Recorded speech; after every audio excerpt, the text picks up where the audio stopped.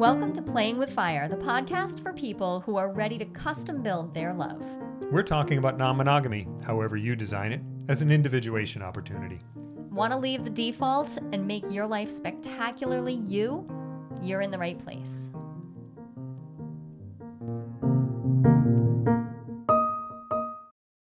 Hello again. Hi. Today, I'm interested in a topic that's been coming up a lot lately, which is power. And specifically, Well, power. we just talked about power last week. We talked about power last week. You had a great idea to continue the conversation about in a more specific direction. Yeah, the things that I've been thinking about are, well, thinking about me, because it's what I do. I like me. We all do. Actually, I don't like me all that much, but I think about myself a You're lot. not special. You're not the only one who thinks about yourself. That's impossible. I'm not special. Anyway, back to me. As socialized as a man throughout my life, You were. and also You were brought up as a man, and then you identified as a man. You identify more non-binary now, but yeah, I mean, I identified as a man throughout most of my adult life. Awkwardly, it's true, but nonetheless, I tried to bring to me all the things that I thought being a man meant and was, and one of those things was, well, I got on the career escalator. oh sure. It ended up being like one of those things at the airport where you just keep going flat. I didn't really engage in the stepping up. But anyway. Not as much as you could have, that's for sure. But I got into the groove. And I got into the go to the work, be at my job, and then come home. And then in my first marriage, we had kids. And then it was go away to work, and then come home to a house full of life. Yeah, I mean, kids do bring a lot of life force. Yeah, with and them. that And was mess. and mess And Legos. Nobody tells you about Legos. Legos. Oh, the Legos. Stopped going barefoot around the house after a while at that point. But I brought home this every day. When I would come home, I would bring this particular perspective that I now look back and can see how it's related to power.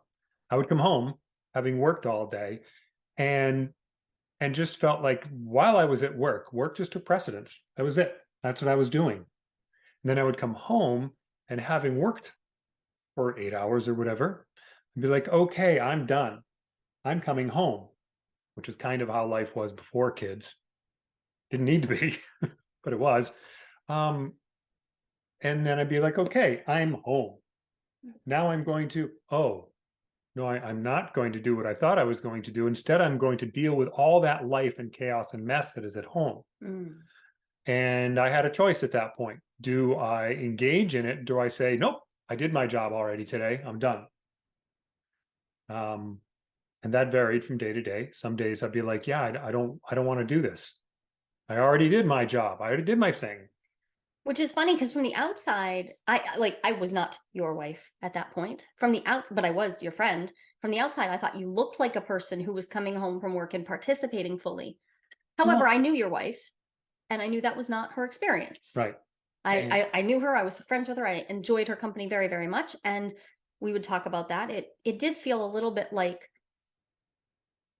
each of us in that particular circle. The parent who was going off to work, because there was a bunch of supposedly stay-at-home parents. I happened to run a couple of businesses while I did that, but the parent who went off to work, there was this sort of sense of, oh, that sounds relieving. I'd only have to think of one thing at a time. Yeah, it was. And that's not how my day-to-day life was as a parent or as like a person running the house at home. But so you looked like you were participating fully, but there's something here about like perception of power. Totally. Like it didn't feel like a power move to you, right? To come home and be like, no, well, I did my thing. I'm tired. I need, right? Yeah.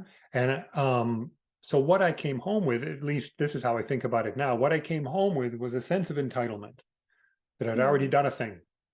I did the thing that I signed up to do. And now I am entitled to not do any more, despite the fact that the world that I had volunteered for and created required more.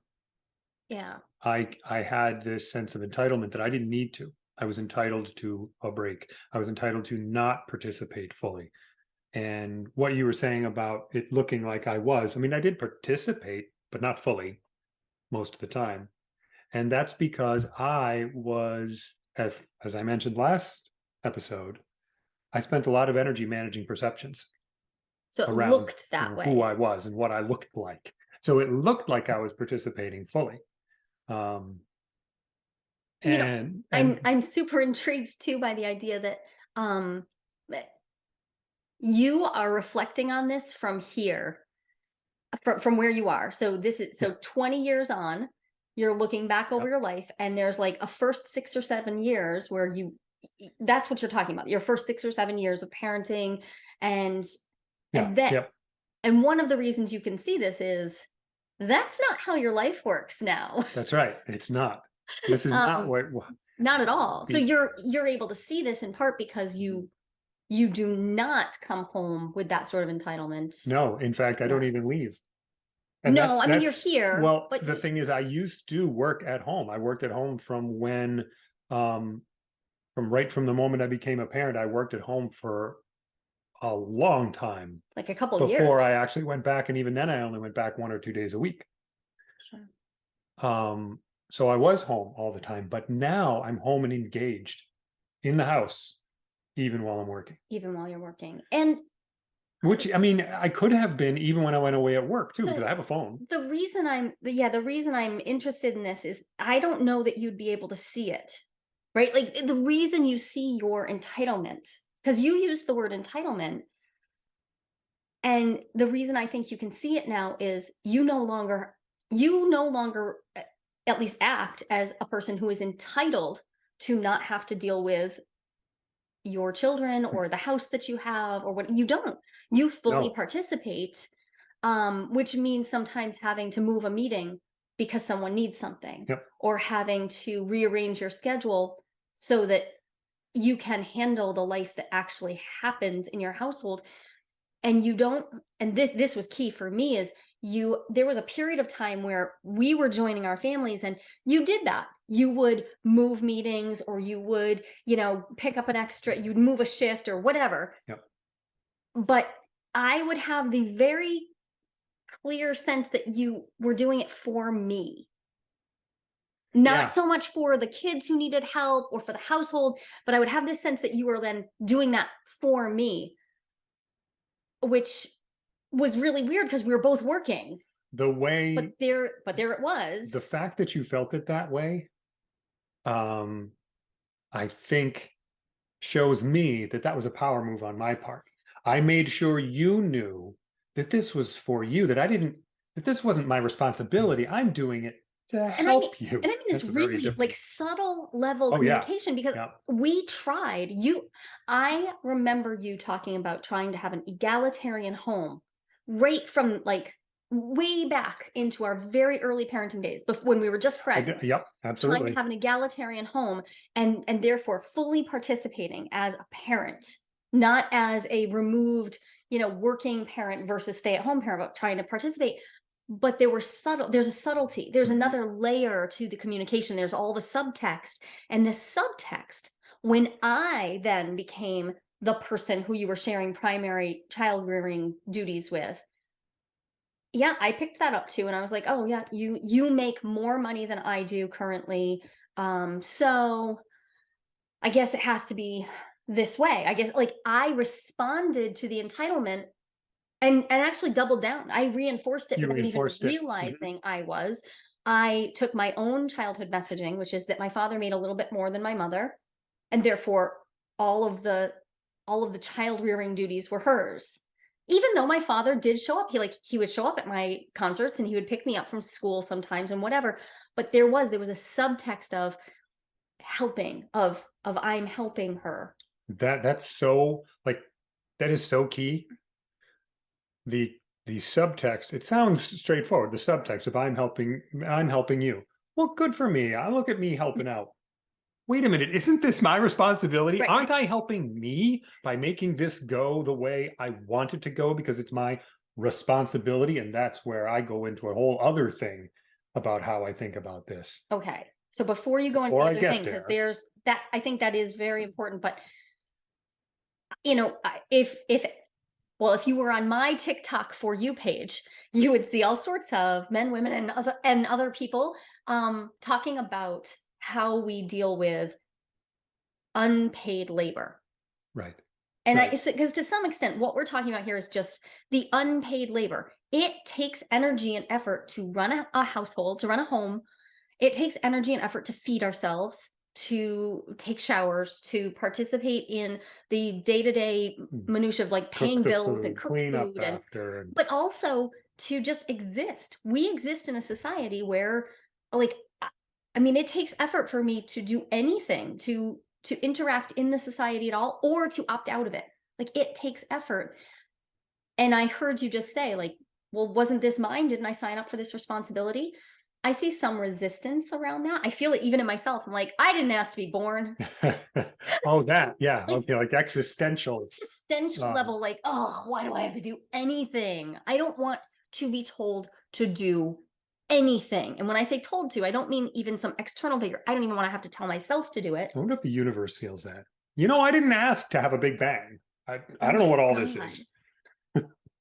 Let's just capture that for a moment. Ask for this. Because yeah, so that what's the more 14-year-old thing you could possibly say? Just I wish I'd never to be born. Yep. Yeah. Yeah. And I clearly remember being angry at my mother for having me. And mine was very specific because she had a chronic and terminal illness that had a 50% heredity rate, like that I would have it too. And as it turned out, 50% of her children did get it, and one of them has died. And I did not. And I remember being angry, but I was angry in this like pointed way. Like, you knew you could pass this to me. Why would you have me? Ironically, my brother never seemed to have that, which Yeah. I find very touching that he did not take that stance. And I don't feel that way now, but I also dodged the bullet. But under all of that was also just this existential level. Oh my gosh, it's a lot of work to just be incarnated, to be here, to exist. And sometimes I just feel resistant to it. And then when I feel resistant, everything anyone asks of me can feel like a power move. It can feel like they're trying to manipulate me, coerce me, they're trying to get me to do stuff. Even the people who I designed relationships with. I'm familiar with that feeling. I mean, I get that feeling from the dog sometimes. Like when things get really busy and the dog's like, I want food. Like, yeah, we all want something, dog. Get away from me. And then you stand up. And I'd stand up and I do it. feed the dog. But the feeling of that, right? It can be expensive. It can be expensive. And I think it's the answer to that, and why this is so related to power for me, is that the disempowerment of imagining that there is any existence where I wouldn't have to participate in my existence. There's a very death drive piece here. Yeah. Like, Yeah. in order to not have to participate and be uncomfortable sometimes, and to effort and to do things and to have things and to experience life, we have to be alive. And therefore, oh yeah, I'm not going to like it all the time. Yeah. And that can feel incredibly disempowering. Yeah. But the disempowerment really comes from imagining it, that there's some other way it could be. Yeah. But the only other way remember when my particular wave was just part of the ocean and there wasn't all this sloshing all the time. Exactly. It's to imagine non-duality. To imagine something that we don't like, that is just completely imaginary as far as we know. There are theories and there's ideas, but right. And so whatever idea you have about whatever your existence is, not here in this embodied state, even if you're right, well, it's not here. Yeah, there is some. So the relief I get is that while I'm here, while I'm embodied and I'm doing this thing called life, I have the opportunity to just to be in the mess. Yeah. But that means dealing with the fact that I actually do have power. Yeah. I do have power. I am part of this. The echoes of the mess behind your voice right there with the dogs barking. Yeah. So I see you're tearing up again. Is this going to be another episode of Ken crying? No, this isn't crying tears. This is embodied tears. I exist here Oh, in this man. mess. And it doesn't come with the prickle of like a sob or, that kind of crying. It's just my eyes water at, well, as my life has gone on and with the help of Thayer Green, Mm. I discovered that those were tears both of frustration and relief. Oh, I'm here. I get, like you were saying, I get to do something now. Yeah. I have control, agency. I have the ability to change what's happening around me. Wow. That relief brings tears to my eyes, as well as the frustration of why does it have to be so hard sometimes? But with incarnation, with beingness, Yeah. comes efforting, Yep. comes relationship, Hmm. and in all of that comes the exertion. Like where there's effort, there is something called power, right? Like Oh, if you're like just neat. from a physics Yes. perspective, Yep. if there's effort, then there's also power available. Yeah. Like that's another way we could look at the effort. Yep. It is the application of power. So how do I control the effort? Right? Hmm. There's the thing. So there are people who want to control the effort that there is in the world. Yeah. We're called leaders. Like any of us who's in Yep. that. And that might be in a very microcosm of just like, I want to control the effort you bring into the world as a partner. Or it could be on a macro scale where I want to control countries. I want to control whole Yep. peoples. But right now, I'm concerned with how do we how do we share power? If you were super Ooh. entitled at the beginning of your parenting, you moved out of being very entitled, and that allowed us to do something that I think is important. Like we learned to share the power Yeah. in our household. Well, and that's part of what I was alluding to before.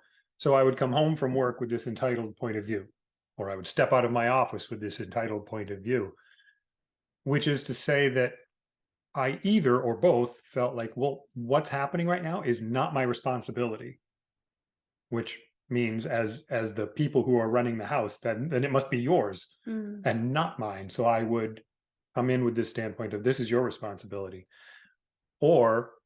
And I would come in and say, I'm going to exert my power and control what I'm doing, and I'm not doing any of that. And leveraging your sense of responsibility about the situation, knowing that you're going to take care of it because I know who you are and I know how you're going to respond to it. And so I exert my power by not doing anything, which was one of my biggest power moves. I got to go all Spider-Man here. Right? No, totally. Right. Like they're linked. Yeah. With great power comes great responsibility. However you want to say that, whichever version of Spider-Man you want to talk about. I hear something so important that you have just recognized, you've named, that you knew that one of my core wounds is that I feel responsible for everything. Like I feel responsible for things so far beyond my control. I feel it. I feel this really profound sense of responsibility for way too much. And so in our early relating, all you would have to do is set down the thing, and you knew me well enough to know that I would step in and handle it. And I didn't have those thoughts. Right. But my pattern detection, my inside knew, like my intuition, whatever you want to call it, just knew that if I set it down, it would get picked up, which by the way, completely aligns with my role as a youngest child. I don't have to do anything. Anything I set down, somebody will eventually take care of. In my particular middle class white suburban upbringing, that's how it worked. I wasn't required to do as much as I probably should have been required to do. And as a result, it was easy for me to make the power move of, yeah, I'm not going to do that. I'm just going to wait and then it'll get done.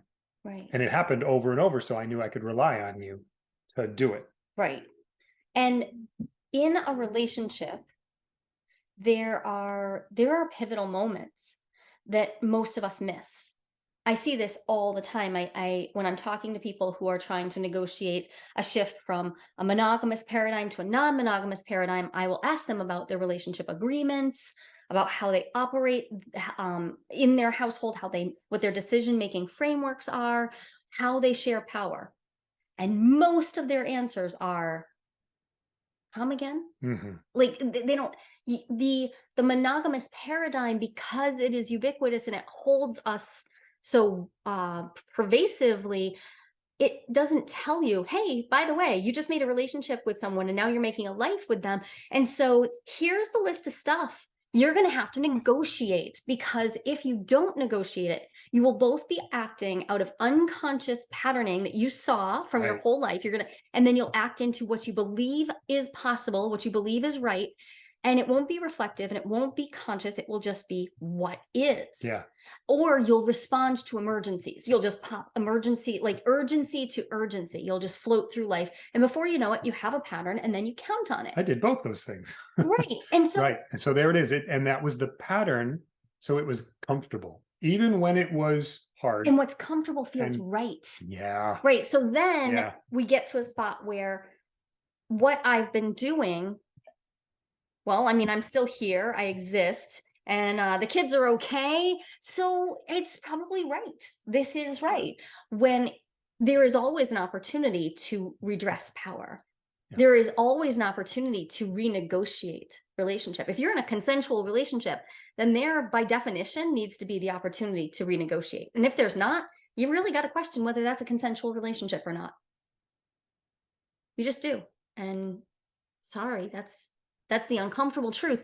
And when one person in a relationship brings up wanting to renegotiate, if negotiation hasn't been like the go-to, if conscious active, like let's sit down with a pencil and paper and talk about areas of our relationship and domains of responsibility and who's going to do this and who's going to do that, and not just do the thing, but who's going to be responsible for knowing that it has to be done, for completing the task. That's a whole other level of stuff. Yeah. Right. And then for wrapping up any loose ends at the end and then scheduling the next time.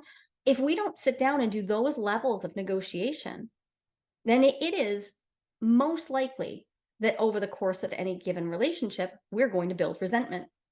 Yep. Because we're going to start falling into patterns, and most relationships aren't this way. And so now we're eons into people acting on the patterns that they observed in their childhood homes or that they observe amongst their peers, and then just doing that long enough that you think, well, this is just what's right. And that is not the kind of reflective, conscious relationship I want to have. But in order to do something else, I have to be willing to share power with you. Because this isn't actually just one-sided. So it's easy to act like, okay, because you got to go on what we now might call an 8-hour vacation, right, where you'd close your office door. Yep.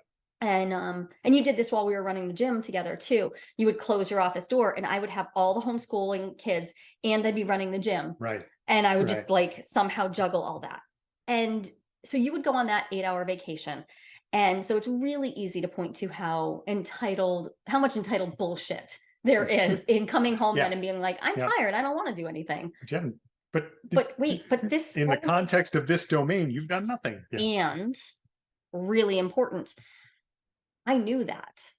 And so I was banking that, right? Oh, I would bank it every day after day. Like, yep, there's another chunk. Oh my gosh, there's another. And when I say I knew that, I mean, I consciously knew it on some levels. I knew that I was doing more than my fair share of the parenting and the householding, but also on unconscious levels that I really truly was not aware of, but I can feel back into them. I was aware that I was bearing a load. You were too, so you had some of your own loads to bear. I was aware that I was bearing a load, and one of them was I was bearing the load of who these children became. Like I was really holding that up. And over time, I think I began to think of that as a way I could guilt you, a way I could manipulate you. And like, I feel pretty shitty saying that, but I think it's silly for me not to acknowledge when I felt uncomfortable, I could point to this enormous imbalance in the power sharing and responsibility in our relationship, and I could get you to do stuff. like comfort me, like soothe me, like treat me like a princess, like, or like just feel bad, because then we could both feel bad. Yeah. And then, And because misery really does love company. And that was me like playing out the story I had watched my mother play out, yeah, where she was never going to get my father to step up. She never did get my father to step up equally to the plate, but she did bank all of that, and it came out subtly, and it came out in its own sense of entitlement, of like, well, you owe me, I've been doing this. And well, and that came up as a theme for years for us. The fact that, okay, okay, divorces too. oh, absolutely. Yeah. But something that we dug into in our relationship is, so if I create a circumstance and you respond to it by using this this this entitlement that you've banked up, Yeah. this and this not Resent. engaging, It's my this resentment, bank of resentment that I have now converted into entitlement. and when you use that bank of resentment to pay for the things you want from me, there's no way for me to give them to you. So now you feel Right. like you're either unwanted, or I'm not actually engaging in our relationship the way you want me to, because I'm not giving you the things you need, because I'm only giving you the things I pay for, because you're charging Because me. you already It owed just goes, them, right? because I So already owed them. And that right. So was, now you can never give me anything. yeah. So now it's just, we're just in this transactional nonsense. So be careful with power use, because you can get what you want in a way that makes it so you don't get what you want. So that you can't get anything. Yeah, right. That's exactly where I found myself. I got to a spot where I realized that I resented so much of what we had built together, Mm, that there was just nowhere to go. I was happy that we had landed on our feet together. In other words, that we had decided to stay together. We started in such a messy spot. And then we went through a lot of losses. And then we picked each other, and we decided, you know what, let's do this. Let's raise our children together. Let's get married, which was a weird decision at the time, but and it had a lot to do with, property and how the state it rewards did. marriage. Yeah. Way more to do with that than anything else. But we decided to do that thing, and I didn't realize that the cost of all that resentment was going to be that, really, because we'd already been through a mess. I had gotten to a spot where by 2014, by January 1st of 2014, there was nothing you could give me. I was just Yep. like, oh, my Yeah. life is basically just sort of playing out this thing that we accidentally built together. Even though at each step along the way, it felt like we were making the best decisions together we could. But we didn't have as many direct conversations about power Yep. as I would have liked. And we were still learning a lot about how power exchanges work, the conscious ones and negotiated ones. And we didn't take the time to imagine past, like, I think there are like layers of imagination. There's like what's right there in your imagination. And then Yeah. there's stretching your Yep. imagination. And then there's just the stuff that you don't even know, you don't know. So you can't even imagine into that. Because the life I live right now with you, oh my God, like, it's just like, I had I couldn't have imagined this. no, I could not have No. imagined it. It was so far outside. Mhm. And so even finding wonderful help like Thayer, who worked as our joint analyst for quite a while, he couldn't imagine it either. Right. Right. It was outside, Mhm. because the thing that we needed to negotiate was really around these like big transformative decisions about how we would share power, how we would like hand each other back the autonomy and agency. Mhm. Like, you get to make your decisions and I get to make mine, and also collaborate on things like a house and child rearing and all of that. And we do it imperfectly now, but I remember this day in very early 2014. So we'd just gotten married. You had just been diagnosed with MS. I had just been accepted into graduate school. Right. And I remember this day where I was like, I can't go to graduate school. I need to be ready to take care of you. I need to take care of all of this. And I'm the person who's responsible for everything. So I'm going to sacrifice. And there was a moment where you noticed that what I was sacrificing wasn't grad school or just like the idea of something. It was like I was like martyring myself to like you as a cause. Yeah. And you luckily caught it in time Because for that was us going to to build up one hell of a resentment. I was gonna hate you Yeah. eventually. Yeah. And it required us to do some really hard things. I mean, one of the things we did was close the gym that we had opened together because I said, well, if I'm going to graduate school, I am not going to be homeschooling the children and trying to do full-time graduate school and running a gym Right. full-time, which required me to be in another location literally 14 hours a day. I'm not doing all of those things. But if you had not recognized that I was martyring myself, I wouldn't have seen it because I was raised in a world and socialized to believe that martyring myself to my family was what I was born to do. So it felt entirely normal. And it, in fact, felt like how I could consolidate power. To what end? Right. Nobody What do you ever do with told me that because power? when I watched Consolidate That Power, died sad. I Hmm. love my mother. She died sad. I love my Mamie, and she died sad. Well, great. Now it can be Now my it's your episode to turn to cry. cry. Well, that is bad. Bad. Yeah. They all. I'm not saying that they didn't love their lives to some degree, but they all died with a sadness that to some degree they chose because they chose to martyr themselves.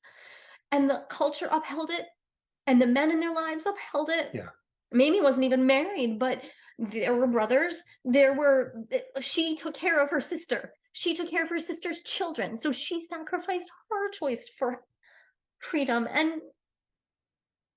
But she did it. But the thing is, it was an active choice. So I had to decide when you pointed out that I was making a decision not to go to graduate school. You pointed out that that was a decision I was making and that it looked a little martyry. And I had to decide to step off the well-worn path of my matrilineage and be selfish as fuck. What felt From right the at point the of view time, of a lineage that involved so much martyrdom. Right. so selfish. I like and beyond just my matrilineage into like all of like whatever comprises womanhood, right? Like what it Yeah. is to be um and I needed to do that. It was painful, even though it was the most fun thing I'd ever done. Like closing the gym, I missed the people, but I did not miss 14-hour days. And I did not miss continually harming my body by working out many, many hours a day. I loved going to graduate school. Was it hard to do that and homeschool the kids? Yeah, yeah, it was. Really, really was. I did not miss some things, but the one thing that I remember shifting then was um you made it clear to me that this was not a sacrifice you were making for me. You were just telling me, hey, you don't have to murder yourself to this. You get to choose you right now. And when you did that, you freed me from the idea that you were somehow providing this for me, which meant we went through a transformation in our relationship where now, yeah, were you the one making the money? Yep. Were you the one actually picking up at least 50% of the household duties? Yep, because my plate was now really, really full with really important stuff. It changed everything about our relationship because you stopped buying into this entitled perspective of because I'm bringing the money in, I Yeah. somehow Yep. am entitled to what make all the decisions and also not do the work. I don't know. And I had my thought about entitlement was I think that it has to do with unacknowledged power. Hmm. That the sense of entitlement is so Oh, my personal experience, when I act out of entitlement, I am exerting power that generally speaking I don't acknowledge. So I don't want you to perceive it as power. No, it's not power. I'm not manipulating the situation. This is just what I deserve. So it should just happen. But there is no force in the universe that upholds entitlement. We uphold it ourselves, Right. which means And the in only social way, contracts, and a social socially contract, constructed socially constructed, contracts. and the only way that I can act out of entitlement is to exert power. I don't see any, like, that's my theory right now, and I don't see any other way that it could work. I really appreciate this, because what I hear you saying is that the entitlement is it just is. It's power exerted, Mhm. but from a position of, I'm not going to say I'm Yeah. exerting this power. Yep. You're saying this is just how it should be. So it will. It's So vote it be. End of story. It's irresponsible power. I don't have to take responsibility for the fact that I'm making this happen. The whole universe wants this to happen. And so this must be really challenging for you, because you have avoided responsibility a lot in your I life. still avoid it. It drives me crazy, but yes, I have avoided responsibility. I'm only saying that because you tell me, Yeah. you're like, oh, there it is again. There it is again. I'm avoiding responsibility for the decisions I'm making. You watch how I respond to irresponsible people. Oh, also they drive me crazy. So they really that's do. me. Right. Anyway, yes. Right. So remember, projection hack. Anyone who's driving you a little bonkers, just remember that is wonderful information. While there is truly some annoying behavior, the seed of the annoyance and the way it sticks like Velcro, that's because there's a seed of it inside of you. That doesn't mean that you're all bad or anything, or that you even are bad to the degree that you're seeing out there in the world. But I loved that when you recognized, we had a particular child who would just evade responsibility at every go. Wouldn't do their homework, would just avoid everything, wouldn't show up for jobs. Ram my head through the wall. It made you so furious. So I furious. would just roll my eyes. And I would have trouble okay, managing myself. I would get so dysregulated by it. Yeah. Because it me. Oh no. Yeah. Yeah. So this is a wonderful way that our children teach us. Yeah. I'm hearing that there is a lot of potential then within each individual to acknowledge how much power we have, to really truly face the martyrdom that we choose, because we're not all choosing martyrdom all the time, but when that's on the table, like recalling that, recollecting the martyrdom and saying, oh, that's what I'm doing. I mean, I have to do it continually, like over and over and over again. I have to come to grips with the fact that I have this tendency to martyr myself to the needs of others. Okay, so it's my job to recollect that nonsense and remember that that is mine, and then act from my actual authentic power, which is to negotiate with the people I share my space with, my time with, and to set boundaries. And to have clear agreements. Well, that's what I was going to say. Yeah. And power and boundaries. Big surprise. The major technology for getting from not acting out of your own power and acting in ways that are counterproductive is talking to the people that you're relating with about. But not just any talking. Because I think most people have really unresolvable arguments. All right. And those, okay. Like, I mean, Gottman's research points to like 69%. Not just talking because, okay. Everybody's going to have a sticky argument that you just like, it's not about the content of the argument. It's the process of the argument. And you just like, it's comfortable and familiar. So just talking can keep you in that loop. No. Okay. You're right. I see. But specifically and this is why I use tools. I'm a tool oriented coach. I love having specific tools where I can say, okay, here's what you're going to work through. Like, here's the worksheet, or here's the template to negotiate for a change to this agreement. Here are the questions to ask. Strategically asking questions that aren't just your normal pattern of, this is what my mom would have said. What would your dad have said? And now let's have our parents have a conversation through us. Yeah, totally. Right. Yeah. So this is where we break the cycle by having not just talking. By the way, conversations between your mom and my dad. Oh my God. I want to be there for that. Oh, whether I don't care where the afterlife takes place, I am bringing brandy and I'm going to watch this. Yeah. Okay.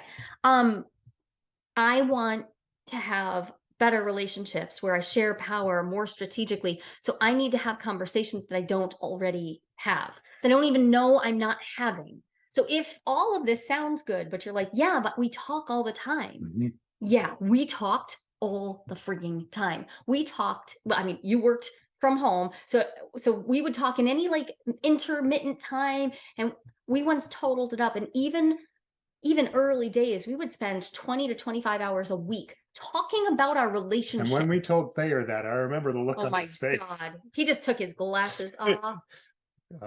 Yep. So slow. So slow. Yeah. And he was like, okay, how's that going for you? And because it Because wasn't so many of those 20 to 25 hours was having the same conversation over and over again, instead of actually productive conversations that got us into a different part of a problem or whatever, that we could then talk about something new. And I find that to be one of the most interesting parts about our relationship now. So we just went on a little vacation. We were gone for 4 or 5 days, and there were long periods of quiet. 10 years ago, there wouldn't have been. And it's not just because our relationship has aged, it was periods of genuinely contented quiet. There was nothing bad happening. There was nothing to perseverate on. There was nothing to ruminate about and then hash out. So we just hung out. And when we talked about these sort of ideas. We'd like talk about an idea, or we would talk about a thing that had happened that was interesting. Ground cover. We just talk about whatever. Yeah. And it was not because we were covering it up and not Nope. having the No. underlying conversation. It's because we already have built into the relationship these checkpoints where we have these hard conversations. And on top of that, whenever it's time to negotiate, we know how to do that now thoughtfully by like breaking the In a way pattern that gets us out of and those gets us patterns. out of that. Yeah. So, Mhm. and that's not easy. That has come from applying the same rules of like, what does power sharing look like? What does it look like to be in a power exchange? Is that what we're doing right now? Are we exchanging power? And if we're not, okay, well then now we need to have another layer of Yeah. conversation and applying the tools from the kink world, from dismantling white supremacy, Yep. applying those tools, applying the tools of social constructivism and understanding that we are making this relationship ourselves. To some extent, anti-capitalism. Right. Like, Applying those same tools has allowed us to more effectively build the relationship we actually want. Yep. And we still screw it up. Oh yeah. It's not like we don't still fall into patterns and then we're like, oh, having that same old fight again, that old chestnut. Yeah. But when you started noticing that you were using entitlement and I started noticing that I was using martyrdom, those were pivotal moments. But I think over and over again, we have to re-recognize it. Because like that's a core wound of mine. Yeah. So I would just Right. like keep slipping back into it. Yeah. And I have to remind myself, and I have to, this has been a big gain. You have really made this gain. I can tell you that I believe I'm seeing entitlement, and you miraculously, you take a breath, you take a beat, you reflect, and you own it when it's true, which is a lot of the time. Yeah. Almost all the time that I'm noticing something, you're like, I can see how that is true. There might also be some other stuff going on. Absolutely, stuff to address, but you own it, which lets us then move back into the dialogue, the dialectic that our relationship is, which is delicious. I think I know what shifted in me that allows that, from when I would just like defend and get away, is I have learned to appreciate looking at myself clearly more than having a pretty picture of myself. So I have to take the filters off of Zoom and just look at myself clearly. Yes. Yes. Sigh. And then appreciate that you're looking at what's real more than the illusion. Okay. I will. And you know what highlight helped me do that? What? You would look at me and you would see these. I mean, you saw so much of me that I'm like, no, that couldn't possibly be true. I was It a bit of 100% true. It was a bit of an ice bucket of But you reality. but you loved me all that time. So I'm like, what? How can you do that? No, I don't see it. I can't. And then eventually I learned that I see you, I am entitled lovable. monster. I love even you. though I am an entitled, irresponsible, Mm, greedy monster. right. So Amazing. allowing our monsters to be fully seen So I learned from you how to by appreciate my others, monster. Yes. Yeah. and then allowing yourself to see them. So that's something I do in my work all the time. I see my clients' monsters all the time. I love my clients.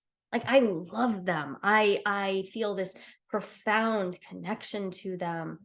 Um Loving somebody because of their monsters, because of their complexes, because of their quirks and foibles is, I think that's the best part of life.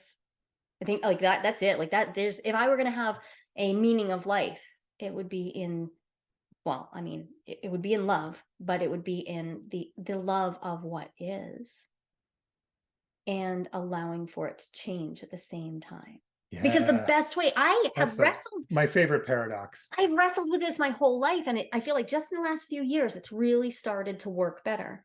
In order to be this driven person that I am, that always freaking wants change. I always want change. I always want the next thing. I'm always into progression. And the best way to accomplish that is to fully embrace what is, like, and love it just as it is. It feels, yeah, it's a paradox. Love that. And it is just true. Yeah. It just is. Okay. So I'm going to love your power hungry, entitled monster and ask you to stand out here in this space of like, can we work with that honestly? And will you look at this power hungry, greedy, nasty taker that I have in me, who wants all the everything and who will manipulate to get it? And will you stand out here And with I me? will absolutely stand out there and love that monster. I do love her Yeah. and all the other pieces. And they come out and they engage with each other. It's So I could go on and talk about right, this I all don't day. think that this is something that every relationship does to the same degree, but I do this with friends. I do this with clients. I definitely do this with my children. And I've even started to notice my adult children doing it with me. I have seen them like notice, oh, that's that's a place where mom is not yet grown up, and just give me the space and time to like collect myself.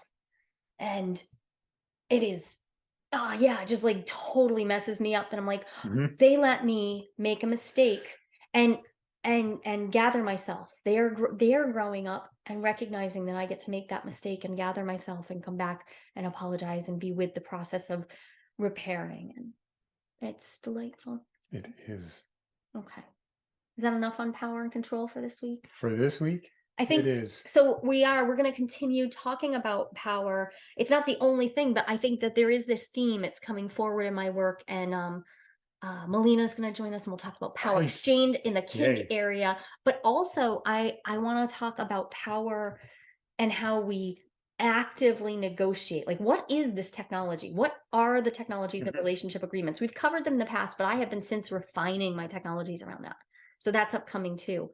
And if all of this sounds intriguing to you and you're like, I want to do this, I want to have a really conscious relationship, and I want to figure out where I can be expansive and really be with my partner, then I encourage you to join me for one of my free salons. They're called open relationships for smart people. And the reason they're called that is because smart people ask for help when they need it and get information from sources beyond themselves.